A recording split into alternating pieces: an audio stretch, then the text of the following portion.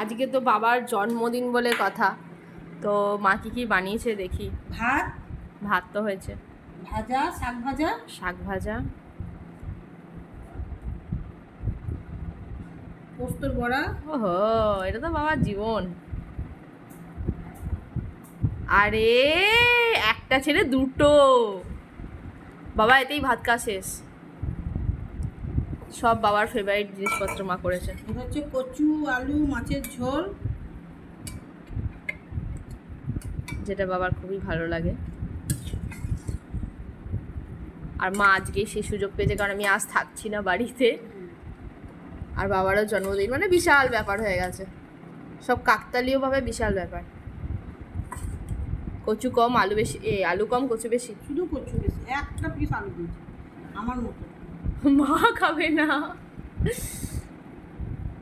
তোমাদের বাড়িতে কচু এই মাছের ঝোল কেউ বাবা ছাড়া খুব একটা। বাবার প্রিয় খাবার। আর এই যে মা সকালে এখন বাজছে 7:30 নাকি মা?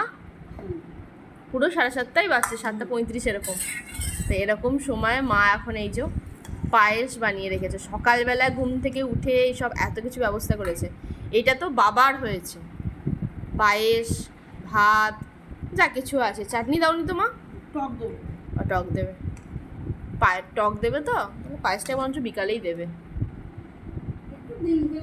হ্যাঁ, 1 চামচ মুখে দিক, না দিয়ে বাবা অফিস যাবে, তার আগে না দিয়ে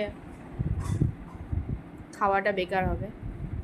আর খাবারটা দেখা, আগে বাবাটা কমপ্লিট হোক, দেন দেখাচ্ছি। আমারটা আমার প্রিয়, বাবারটা বাবার প্রিয়। মানে সকালবেলা মা 2 রকম রান্না করেছে, তাও 7:30টার মধ্যে। আমি ঘুম থেকে ওঠার আগে দেখছি উঠে পড়েছে। 6টার সময় দেখছি মা কিছু। এই যে এটা আমার বাবার ছিল লাঞ্চ, আর এটা হচ্ছে আমার লাঞ্চ। এই যে ভাত, আলু সেদ্ধ, ডিম সেদ্ধ, আর একটু ঘি নেবো, ব্যাস। মাছ, এই যে মাছ করা আছে, কিন্তু মাছ নেবে না। এই যে ওর 1 পিস আমার 1 পিস মাছ, কিন্তু মাছ খাবে না, খাবো না। এই যে ডিম সেদ্ধ, ভাত, আলু সেদ্ধ, আর একটু ঘি নেবো। না, পোস্ত বড়া নেবো না। আমি পোস্ত বড়া, আমার পোস্ত বড়া খেতে একটুও ভালো লাগে না মা। ব্যাস, চলো আজকে লাঞ্চ করে নিই। আর মা কোথায় গেল? এই তো, বলে দাও মা। তাহলে আমার এমন ইয়ে কি বলবো, লাঞ্চ মানে বার্থডের লাঞ্চ, জন্মদিনের লাঞ্চ, হ্যাঁ এমন হয়েছে, জানাবেন। আর সবাই ওকে না জন্মদিনের লাঞ্চ হিসাবে সবাই যেন সুস্থ থাকুক, ভালো থাকুক, আর কিছু চাই না। জন্মদিনে এইটুকু শুভকামনা ওকে দেবেন। আর ঠিক আছে, আজকে এই পর্যন্ত।